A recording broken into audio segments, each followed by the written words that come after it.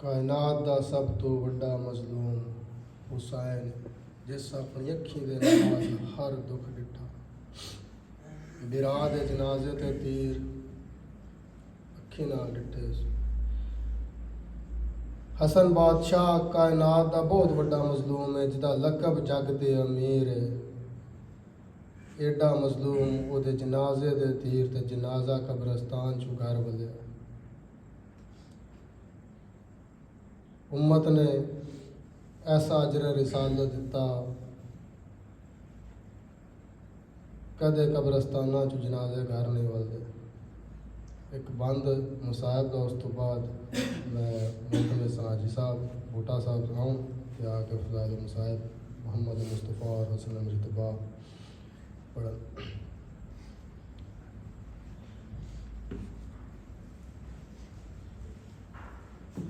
نبی کے نواسے کو امت نے یہ کیسا اجر رسالت دیا پہلے ظاہر سے جگرے ٹکڑے کیے پھر جنازے پہ تیروں سے چھلنے کیا کوئی ایسا اجر رسالت تن پڑھدا پیا اے او مظلوم دی مجلس ہے جیندا جگ تے لقب امیر اے او مظلوم دی مجلس ہے جیندا جگ تے لقب امیر پہلے ظاہر دتی اتو مسلمانہ ادی میت تے مار تیرے عباس دی کیڑی حالت ہے عباس رو رو کے آدھا پیا ہے عباس رو رو کے آدھا پیا ہے ہن روک نہ مال بنین دے چن کو دے چھوڑو میری تلوار ہن روک نہ مال بنین دے چن کو دے چھوڑ میری تلوار تیرے ویر حسن دے میت تے ہائے اج لگ گن تیر ہزار تے عباس رو رو کے آدھا کھلائے اوے جنازہ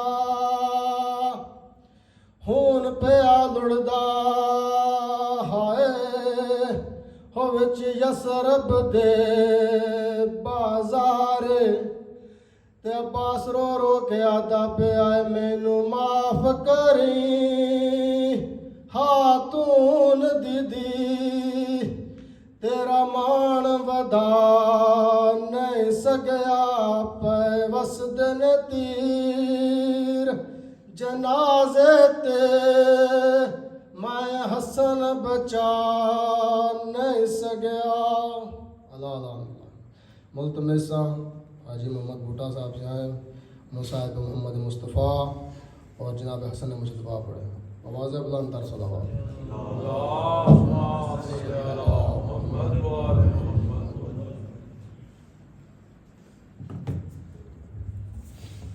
بسم اللہ الرحمن الرحیم آج شب جمعہ ہے جو کہ شب دعا ہے شب مغفرت ہے سب سے پہلے تمام مومنین جو کہ اس دنیا سے چلے گئے ہیں اور اپنے اپنے مرحومین کے لیے فاتحہ تلاوت فرمائیں بسم اللہ اللہم صلی علی محمد و آل محمد بسم اللہ الرحمن الرحیم الحمدللہ رب العالمین الرحمن الرحیم مالک یوم الدین ایاک نعبد و ایاک نستعین اهدنا الصراط المستقیم صراط الذین انعمت علیہم غیر المغضوب علیہم ولا الضالین الحمدللہ رب العالمین بسم اللہ الرحمن الرحیم قل هو اللہ احد اللہ الصمد لم یلد ولم یولد ولم یکن له کفوا احد بسم اللہ الرحمن الرحیم قل هو اللہ احد اللہ الصمد لم یلد ولم یولد ولم یکن له کفوا احد بسم اللہ الرحمن الرحیم قل هو اللہ احد اللہ الصمد لم یلد ولم یولد ولم یکن له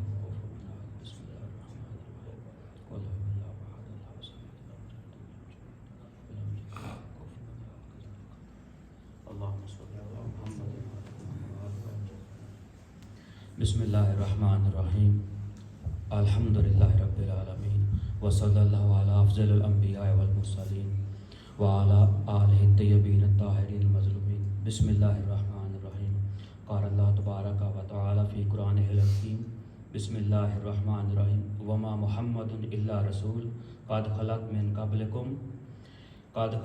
क़ब्लिर रुsul फ़इन माता औ क़ुतिलन क़लबतुम अला आक़िबे व मन यनक़लिब अला आक़िबैहि फ़लन यज़ुर्रुल्लाह शैअन सयजज़िल्लाहु शाकिरीन। मोमिनीन किराम, आपके सामने सूरह आल इमरान की आयत नंबर 144 की तलावत का शरफ़ हासिल किया, जिसमें अल्लाह ताला फरमाता है कि वमा मुहम्मदुन इल्ला रसूल, और मोहम्मद सिर्फ़ और सिर्फ मेरे रसूल हैं। क़द खलत मिन क़ब्लिहिर रुsul, उनसे पहले भी मैंने रसूल भेजे हैं। फ़इन माता, अगर वो मार दिए जाएं, औ क़तला, या वो कत्ल कर दिए जाएं, निनक़लबतुम अला आक़िबे, तो क्या तुम अपनी एड़ियों के बल वापस पलट जाओगे। वमन यनक़लिब अला आक़िबे, और जो अपनी एड़ियों के बल पलट जाएगा, यज़ुर्रुल्लाह शैअन, वो अल्लाह को कोई नुकसान नहीं पहुंचा सकता। वसयजज़िल्लाहु शाकिरीन, और अल्लाह ताला शाकिरीन को जज़ा देने वाला है। अल्लाह ताला ने फरमाया कि अगर मोहम्मद आज की जो मजलिस है हमारे लिए जनाब रसालत इमाम सल्लल्लाहु अलैहि वसल्लम की शहादत की मजलिस भी है, और इमाम हसन अलैहिस्सलाम की शहादत की मजलिस भी है। इमाम हसन अलैहिस्सलाम की शहादत की ज़िम्मेदारी तो मेरी नहीं थी, मुझे कहा गया था कि आप जनाब रसूल खुदा सल्लल्लाहु अलैहि वसल्लम के बारे में कुछ कहें, तो इसलिए मैंने उसके ऊपर कुछ सर्च किया। वो पिछले साल भी जो लोग इस मजलिस में हाज़िर थे, मैंने उन्हें कहा था कि आप लोग इस मामले में सोचें, समझें, तहकीक करें। कुतुब अहादीस में इसके मतलब वाज़िया कहा गया है कि जनाब रसालत इमाम सल्लल्लाहु अलैहि वसल्लम को जहर देकर शहीद किया गया। यस्टरडे जब हमने अपने व्हाट्सएप ग्रुप में मैसेज किया, तो किसी भाई ने वहाँ कहा भी था उस मैसेज को कि भाई हमारे लिए तो जनाब रसालत इमाम सल्लल्लाहु अलैहि वसल्लम शहीद नहीं हुए, तो वो मैसेज मैंने डिलीट कर दिया था। फिर मुझे उस मैसेज के बाद थोड़ा और इसको सर्च करना पड़ा, तो जो मैं इस कलील सी मुद्दत में अपनी मसरूफियत से वक़्त निकाल कर हासिल कर सका हूँ, वो आपकी गोश गुजार करना चाहूँगा। जब रसालत इमाम सल्लल्लाहु अलैहि वसल्लम ने ऐलान रसालत किया, तो उस वक़्त जो मुशरिकीन मक्का थे और काफिरीन थे, जनाब रसालत इमाम के सख्त मुखालफ हो गए। मैं बहुत जल्दी से सारी हिस्ट्री को दोहराना चाहता हूँ, जिसमें उन्होंने जनाब रसालत इमाम सल्लल्लाहु अलैहि वसल्लम को हर लम्हा उनको कत्ल करने की कोशिश की, और उनके रास्ते में सबसे बड़ी रुकावट जनाब अबू तालिब अलैहिस्सलाम बने कि उन्होंने हर तरह से अपने भतीजे की हिफाजत की। मुशरिकीन मक्का से, काफिरीन मक्का के बहुत से वाक़यात है कि किस तरह उन्होंने हिफाजत की। फिर उससे आगे जनाब जब हिजरत की रात आई, तो उन मुशरिकीन ने जनाब रसालत इमाम के गार को घेर लिया और जनाब रसालत इमाम को मारना चाहते थे, लेकिन अल्लाह ने अपने मंसूबे के तहत उन्हें वहाँ से निकाला। और लेकिन मुशरिकीन और काफिरीन उनको कत्ल करने में, उनको शहीद करने में नाकाम रहे। जब जनाब रसालत इमाम सल्लल्लाहु अलैहि वसल्लम हिजरत करके मदीना में आया, तो इस्लाम ज़ोरों शोर से फैलने लगा, जो कि मुशरिकीन के लिए नागवार था। उन्होंने मक्के से फ़ौज जमा की और बदर में जनाब रसालत इमाम सल्लल्लाहु अलैहि वसल्लम के कत्ल के इरादे से, उनको मारने के इरादे से आए, लेकिन वो नाकाम हुए। फिर वो उहद में आए, नाकाम हुए। फिर वो खंदक में आए, नाकाम हुए। फिर वो खैबर और जंग थी, उसमें मुशरिकीन मक्का नहीं थे। ये 3 जंगें मुशरिकीन मक्का ने की थी। इन तीनों जंगों में मुशरिकीन मक्का खुलकर वाज़िया तौर पर सामने ललकार कर, जिसे कहते हैं, इस्लाम के मुखालफ आए, जनाब रसालत इमाम के मुखालफ आए, खुदा के मुखालफ आए। और ये वो सहाबा कराम को मारने के लिए नहीं आते थे, क्योंकि वो चाहते थे कि हम मेन जो इस इस्लाम की मेन जड़ है, जहाँ से ये पौधा तनावर हो रहा है, उस मेन शख्सियत को हम ख़त्म करते तो सहाबा कराम खुद ही ख़त्म हो जाएंगे। इसकी मिसाल जो है वो जंग उहद में है कि जब काफरीन ने, मुशरिकीन ने एक झूठी अफवाह फैलाई कि जनाब रसालत इमाम जो है वो मारे गए हैं, तो सब के सब मुसलमान भाग गए थे, तो आम सहाबा कराम भाग गए थे। आज मैं डॉक्टर असरार साहब की गुफ्तगू सुन रहा था, वो वाज़िया तौर पर कह रहे थे कि सब भाग गए थे, जनाब अमीर अल मोमिनीन अली इब्न अबी तालिब अलैहिस्सलाम वहाँ पर खड़े थे।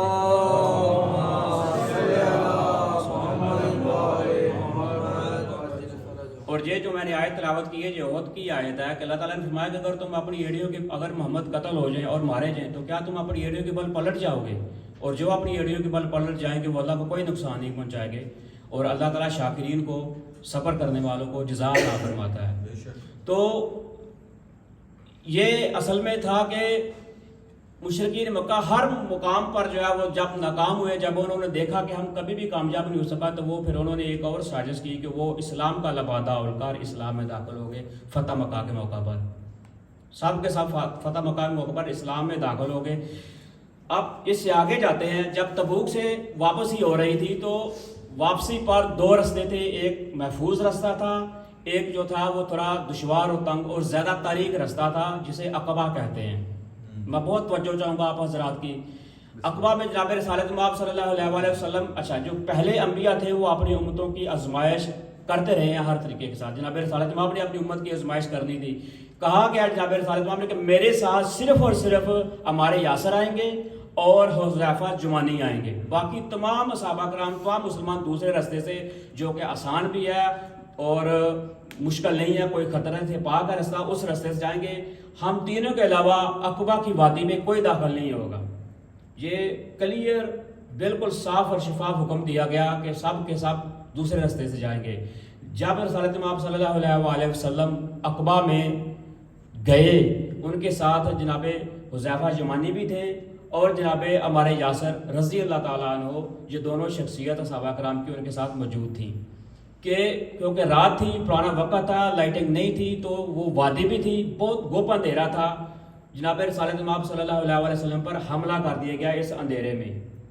یہ جو میں یہ وادی عقبہ یا منافقین عقبہ کی بات کر رہا ہوں, آپ یوٹیوب پر سرچ کریں گے تو آپ کو بہت زیادہ ویڈیو اس کے متعلق مل جائیں گی, میں نے بھی وہاں سے لیا ہے یہ چیزیں. تو انہوں نے جناب رسالت مآب صلی اللہ علیہ وسلم پر حملہ کیا. اللہ نے اپنی قدرت کاملہ سے اس وقت انتہائی چمکدار بجلی پیدا کی اور اس کی بجلی میں وہ جتنے بھی منافقین تھے جو رات کے اندھیرے میں چھپ کر آئے تھے, ان سب کے چہرے بھی اجاں ہو گئے, ان سب کی سواریاں بھی اجاں ہو گئی. جناب یاسر نے بھی دیکھ لیا اور جناب حذیفہ جمانی نے بھی دیکھ لیا. جب یہ بجلی چمکی تو وہ منافقین تو ڈر سے بھاگ گئے, کیونکہ غیر متوقع چیز ہوئی تھی, غیر فطری چیز واقع ہوئی تھی. لیکن جناب رسالت مآب صلی اللہ علیہ وسلم نے کہا جناب اپنے دونوں صحابہ سے کہ کیا تم لوگوں نے انہیں پہچانا؟ تو دونوں کہتے ہیں یا رسول اللہ, بے شک ہم نے ان منافقین کو پہچان لیا ہے, یہاں تک کہ ہم نے ان کی سواریوں کو بھی پہچان لیا ہے. تو جناب رسالت مآب صلی اللہ علیہ وسلم نے فرمایا کہ تم دونوں محتاط رہنا, اس واقعہ کا کسی کے ساتھ ذکر نہ کرنا, کیونکہ اگر تم اس واقعہ کو بیان کرو گے, ان منافقین کو بیان کرو گے تو تمہاری جان کو خطرہ ہو سکتا ہے. یہ جناب رسالت مآب نے نصیحت کی. اس کے بعد جناب یہ جو مشرکین مکہ تھے جو پہلے سر عام آتے تھے وہ ناکام ہوئے, پھر وہ چھپ کر وادی عقبہ میں آئے, پھر بھی ناکام ہوئے. اب ان کے پاس کیا چارہ تھا؟ وہ سٹل جناب رسالت مآب صلی اللہ علیہ وسلم کو مارنا چاہتے تھے, اپنے رستے سے ہٹانا چاہتے تھے. ان کے اپنی دنیاوی مقاصد تھے, وہ اس کے پیچھے لگے ہوئے تھے. جناب رسالت مآب صلی اللہ علیہ وسلم نے جب میدان غدیر خم میں مولا علی علیہ السلام کی ولایت کا اعلان فرمایا تو ان کو مزید یہ کلیئر ہو گیا کہ اب ہمارا ہر طرح سے راستہ بند ہو چکا ہے. جناب رسالت مآب صلی اللہ علیہ وسلم نے واضح طور پر فرمایا کہ قریب ہے کہ اللہ تعالیٰ مجھے بلا لیں گے, میں تم میں 2 چیزیں چھوڑ کر جا رہا ہوں, ایک اللہ کی کتاب ہے اور ایک میری اہل بیت ہے. اگر تم ان دونوں کو پکڑے رکھو گے, ان کے ساتھ تمسک کرو گے تو ہرگز گمراہ نہیں ہوں گے. یہ لفظ جو ہے ان کے اوپر آپ توجہ رکھیے گا, جی آگے دوبارہ میں دہراؤں گا کہ کیا فرمایا کہ میں تم میں 2 چیزیں چھوڑ کے جا رہا ہوں, اگر تم ان دونوں چیزوں کو پکڑے رکھو گے تو ہرگز گمراہ نہیں ہوں گے. یعنی 2 چیزیں ہماری رہنمائی کے لیے کافی ہیں, ایک قرآن ہے اور ایک اہل بیت ہے. اور پھر من کن تو مولا فہذا علی مولا کا اعلان بھی فرمایا. تو اس اعلان کے بعد جو منافقین تھے انہیں یہ بالکل کلیئر ہو گیا کہ اب ہمارا کسی قسم کا بھی کوئی چارہ کار نہیں رہا, کہ جناب نے کہہ دیا ہے کہ ہدایت کے 2 چراغ ہیں, ایک قرآن دوسری اہل بیت ہے, اور میرے بعد جو خلافت ہے, جو حکمرانی ہے, جو ولایت ہے, جو امامت ہے, وہ امیر المومنین اور امام المتقین علی بن ابی طالب علیہ السلام کا.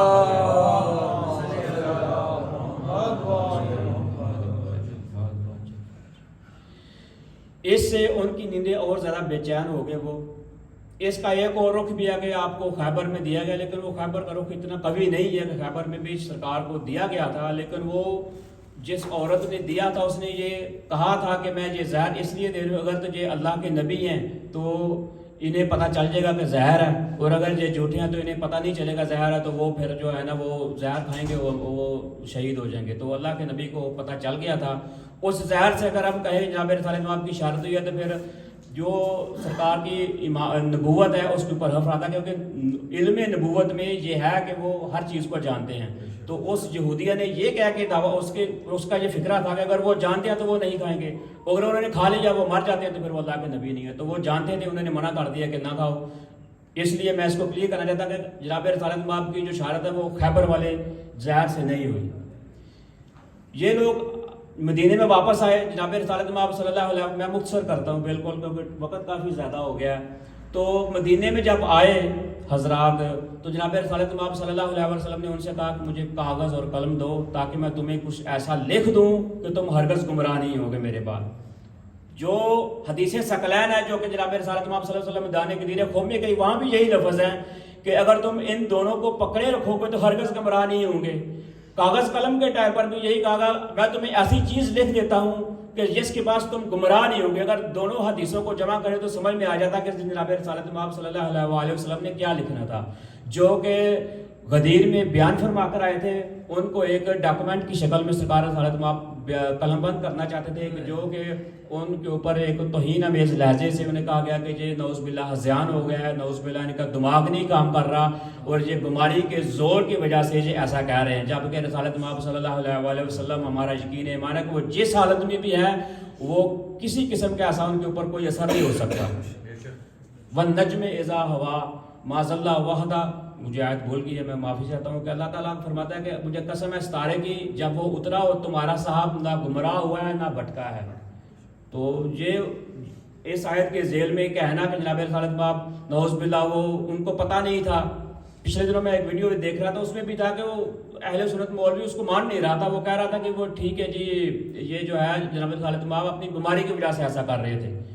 مطلب کہ انہیں پتہ نہیں تھا وہ کیا کہہ رہے ہیں. جیسے ایک بندہ نہیں، میں لفظ استعمال نہیں کرنا چاہتا لیکن مجھے کرنا بھی پڑے گا، جیسے جسے کہتے ہیں مینٹل ہو جاتا ہے، پاگل ہو جاتا ہے، اسے کوئی سمجھ نہیں کہ وہ کیا کہہ رہا ہے کیا نہیں کہہ رہا ہے. یہ حدیث جو ہے حدیث کرتاس اسی طرح کی سینس دیتی ہے کہ نعوذ باللہ جناب رسالت مآب کو کچھ پتہ نہیں تھا کہ وہ کیا کہہ رہے ہیں یا وہ کیا سوچ رہے ہیں. اور اس کے بعد ایک اور بخاری شریف میں ہے، اس واقعے کے فوراً بعد دوسرا واقعہ پیش آتا ہے. اچھا یہاں پر جو ہمارے ہم شیعہ لوگ ہیں، ہمارا کہنا یہ ہے کہ جناب رسالت مآب نے جو لوگ شور کر رہے تھے ان کو باہر نکالا اور جو پیچھے اس حق میں تھے کہ لکھنا دیا جائے ان کو جناب رسالت مآب صلی اللہ علیہ وسلم نے دیکھ کر دیا کہ میرے بعد جو ہے یہ خلافت امیر المومنین علیہ السلام کا حق ہے. یہ ہماری کتب میں پایا جاتا ہے لیکن یہ بہت کم پایا جاتا ہے. اس کے بعد جناب رسالت مآب صلی اللہ علیہ وسلم کو ایک دعا پلائی جاتی ہے. محمد والے محمد صلوات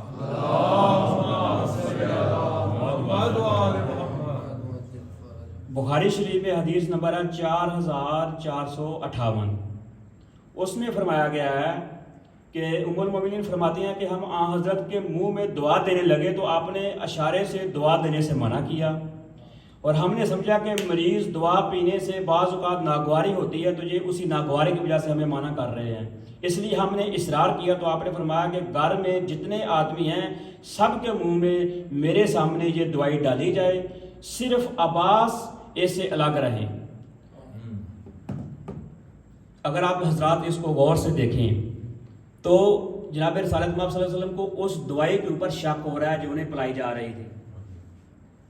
اگر اس کو شک نہ ہوتا تو وہ یہ کیوں کہے کہ سب کے سب جتنے بھی یہاں پر موجود ہیں سب کے سب پیو.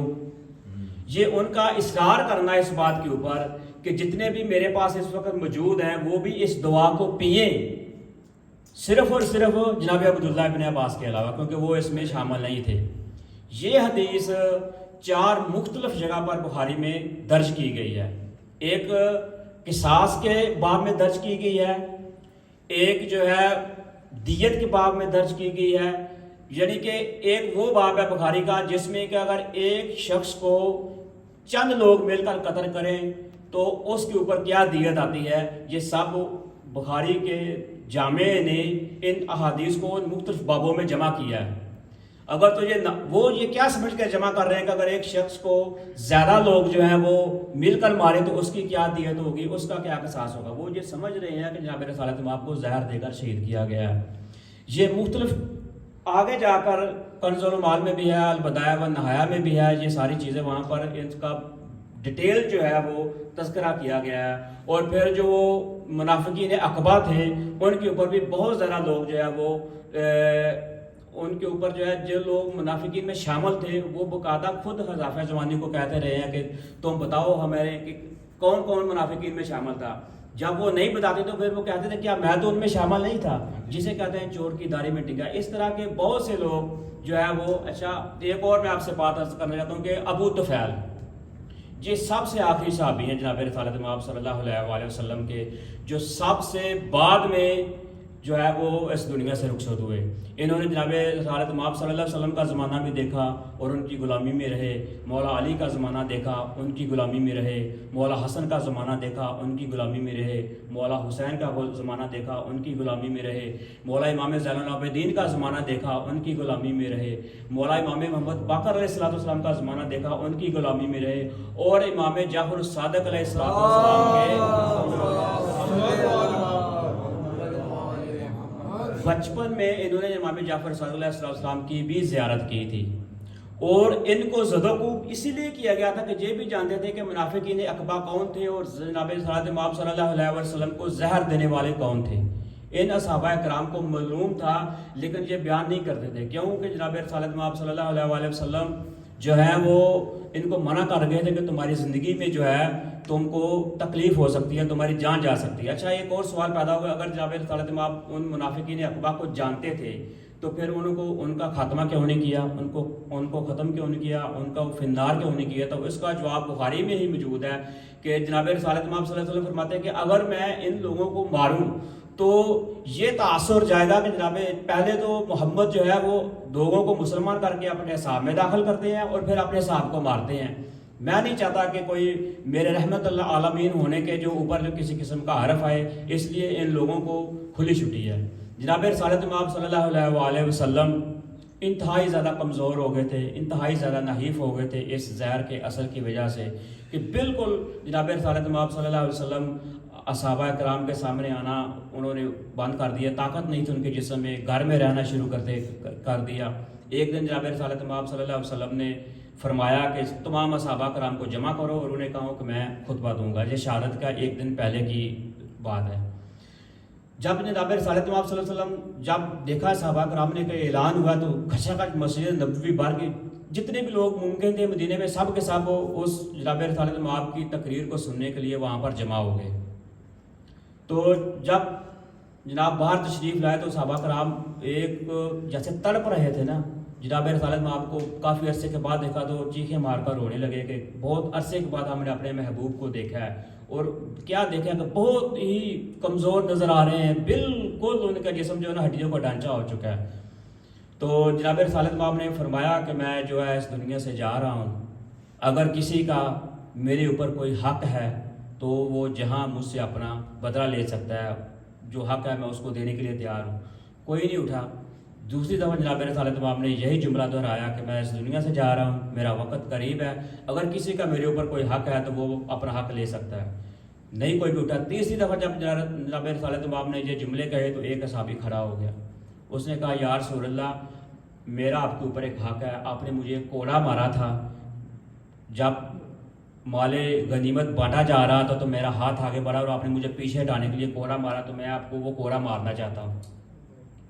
صحابہ کرام کہتے ہیں کہ تمہیں اے شخص تمہیں کیا ہو گیا ہے, چھوڑ دو, بخش دو, معاف کر دو مولا کو. لیکن وہ ضد تھا, کہہ رہا تھا میں تو وہ کوڑا ماروں گا اور ماروں گا بھی وہی کوڑا جو کہ جناب رسالت مآب کا کوڑا ہے, وہی کوڑا ماروں گا اور کوئی دوسرا کوڑا بھی میں نہیں ماروں گا. مولا نے کہا کہ حسنین کو کہا کہ جاؤ بیٹا میرے حجرے میں جاؤ, وہاں پر دیوار میں کنڈی میں کوڑا لٹکا ہوا ہے, وہ کوڑا لے کر آ جاؤ. جب حسنین گھر میں گئے تو شہزادی گھر میں موجود تھی. بیٹا کیا ہوا؟ کہا ایک صحابی کھڑا ہو گیا ہے, وہ کہتا کہ نانا جان کو کوڑا ماروں گا کیونکہ نانا جان نے اسے کوڑا مارا تھا. تو بی بی کہتی ہے اللہ حسنین بیٹا ایسا کرتا, تمہارے نانا بہت کمزور ہیں, تم اسے کہنا تم مجھے کوڑا مار دو لیکن ہمارے نانا کو کوڑا نہ مارو کوئی بھی. وہ حسنین لے کر کوڑا آئے تو انہیں آ کے وہ صحابی کو کوڑا دیا. وہ کوڑا لے کر جناب رسالت مآب کی بیک سائڈ پر گیا اور کہتا یا رسول اللہ گستاخی مار, لیکن جب آپ نے مجھے کوڑا مارا تھا اس وقت جو تھا میرا جسم ننگا تھا, تو میں چاہتا ہوں کہ آپ جو ہے اپنی کمر سے اپنی پشت سے کپڑا ہٹائیں تاکہ میں اسی طرح کوڑا ماروں جس طرح آپ نے مجھے کوڑا مارا تھا۔ عزادارہ نے رسول خدا اور عزادارہ نے امام حسن علیہ السلام جب جناب رسالت مآب صلی اللہ علیہ وسلم نے اپنی قمیض اتاری تو صحابہ کرام کی تو چیخیں نکل گئی اس وقت۔ انہوں نے دیکھا کہ جناب رسالت مآب تو سوچ سے زیادہ کمزور ہو چکے ہیں، بالکل ذہن ان کے جسم کو جو ہے وہ بالکل خستہ حال کر چکا، بس ایسے ہی جیسے ہڈیوں کا ایک ڈھانچہ ان کے سامنے کھڑا تھا۔ جب کپڑا ہٹائے گا تو صحابی نے کوڑا پھینکا اور جناب رسالت مآب کی پشت مبارک پر جو مہر نبوت تھی اس کو دھڑا دھڑ چومنے لگا، کہتا مولا مجھے معاف کر دینا، مجھے آپ نے بتایا تھا کہ آپ چلے جاؤ گے تو میں تو مہر نبوت کا بوسہ لینا چاہتا تھا، اس لیے میں نے ایسا کیا، مولا مجھے معاف فرما دیں۔ مہر نبوت کے بوسے لیے جناب رسالت مآب کو ان کے حجرے میں واپس لے جایا گیا۔ جناب رسالت مآب کو اٹھنا بیٹھنا چلنا بالکل ان کا ختم ہو گیا۔ شہادت سے کچھ لمحہ پہلے مولا نے اپنی بیٹی کو بلایا، اپنی بیٹی کی گود میں اپنا سر رکھا اور پتہ نہیں بہت لمبے گفتگو فرماتے رہے۔ پھر پتہ نہیں کیا ہوا کہ مولا نے اپنی بیٹی کے گلے میں باہیں ڈال دی اور باہیں ڈال کر زور زور کے گڑ گڑا کر رونے لگے، چیخیں سرکار کی باہر آ رہی تھی۔ کہہ رہے ہوں گے کہ بیٹا میرے بعد تمہارے اوپر بہت ظلم و ستم ہوں گے، میرے بعد تمہارے گھر کو جلایا جائے گا، تمہارے بچوں کو شہید کر دیا جائے گا، صبر کرنا میرے بعد۔ کہ کچھ دیر اسی دیر میں دیکھا کہ باہر دستک دی ہے دروازے پر کسی نے، بی بی باہر گئی ہیں تو پوچھا کون ہے، کہتا ہے کہ میں ایک عرابی ہوں اور جناب رسول خدا سے ملنے آیا ہوں۔ تو بی بی فرماتی ہے میرے بابا بہت سخت بیمار ہے، وہ مل نہیں سکتے، آپ چلے جائیں پھر کسی دن آنا۔ وہ عرابی چلا گیا، تھوڑی دیر کے بعد دوبارہ پھر دستک ہوئی، پھر وہ کہتا ہے بی بی پھر دروازے پر آتی ہیں تو وہ دوبارہ کہتا کہ میں نے رسول خدا سے ملاقات کرنی ہے۔ بی بی فرماتی ہے میں نے تمہیں پہلے کہا تھا کہ میرے بابا بہت کمزور ہو چکے ہیں، ان کے جسم میں اتنی طاقت نہیں ہے کہ وہ آپ کے سامنے آئے، آپ چلے جاؤ پھر کبھی آ جانا۔ تیسری دفعہ پھر دوبارہ دستک ہوئی تو بی بی اس کے ساتھ ذرا غصے سے بولی، تھوڑی تانگ ہو کے بولی کہ عرابی شخص میں نے تجھے بار بار کہا کہ میرے بابا اس حالت میں نہیں کہ آپ سے مل سکیں۔ جناب رسول خدا پوچھتے ہیں بیٹا کیا ہوا، کیوں آپ غصے میں آ رہی ہیں، کیا بابا باہر کوئی عرابی آیا ہے، کہتا ہے کہ میں نے رسول خدا سے ملنا ہے، کہتا ہے بیٹی اسے اندر آنے دے، وہ تیرا حیا ہے جس کی وجہ سے وہ ادھر رکا ہوا ہے تیرے دروازے کے اوپر، وگرنہ اس دروازے وہ ملک الموت ہے، وہ کبھی کسی در پر نہیں رکا، اس کو اندر آنے دے، میرا وقت آخر آ چکا ہے، اس کو اندر آنے دو۔ وہ ملک الموت جناب رسالت مآب صلی اللہ علیہ وسلم کے پاس آیا، بدست ادب سرکار کی روح کو قبض کیا اور واپس چلا گیا۔ جناب فاطمہ زہرا سلام اللہ علیہا رونے لگی کہ میرا بابا چلا گیا اس دنیا سے، میں یتیم ہو گئی۔ عزادارہ نے رسول خدا ہمارے لیے یہ لمحہ فکری ہے کہ جناب رسول خدا صلی اللہ علیہ وآلہ وسلم کے نماز جنازہ پر کتنے لوگ شامل ہوئے تھے؟ 9 لوگ شامل ہوئے تھے۔ کائنات کا نبی، افضل الانبیاء، تمام انبیاء کا امام نبی، جس کے جنازے پر 9 لوگ شامل ہوئے۔ اس کے بعد جسے ہم پنجتن پاک کہتے ہیں، پنجتن پاک میں امام علی علیہ السلام، اس کے بعد جناب فاطمہ الزہرا سلام اللہ علیہا کا جنازہ ہوگا۔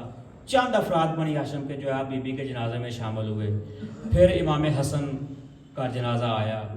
صحابہ کرام اور مدینے کے لوگوں نے کہا کہ اہل بیت ہمیں اپنے جنازوں میں نہیں بلاتے، ہمیں اپنی غم میں شامل نہیں کرتے، تو اس دفعہ مدینے والوں کو بلا لیا کہ مدینے والوں آؤ حسن کے جنازے پر شامل ہو جاؤ۔ لیکن مدینے والوں نے کیا کیا کہ حسن کے جنازے پر شامل تو ہوئے لیکن حسن کے جنازے پر تیر برسا دیے۔ تیر برساتے ہوئے جنازے کو، کیونکہ جناب رسالت مآب صلی اللہ علیہ وسلم کے پہلو میں دفن کرنا چاہتے تھے مولا حسن علیہ السلام کو، مولا حسن علیہ السلام کو وہاں دفن نہیں ہونے دیا اور مولا کے جنازے پر تیر برسا دیے گئے۔ جب جنازہ واپس آیا تو بی بی زینب سلام اللہ علیہا زور زور سے رونے لگی، کہتی ہے بھیا تم تو امیر تھے، اگر تمہارے ساتھ یہ حال ہوا تو میرا حسین تو غریب ہے، اس کے ساتھ پتہ نہیں کیا حال ہوگا۔ لیکن عزادارو حسین کے ساتھ کیا کیا ہے اس امت نے؟ حسین کے جنازے پر اس امت نے گھوڑے دوڑا دیے، 3 دن جنازہ حسین کا پڑا رہا، کسی نے دفن نہیں کیا۔ وما علینا الا البلاغ المبین، ماتم امام حسن علیہ السلام۔ یا حسین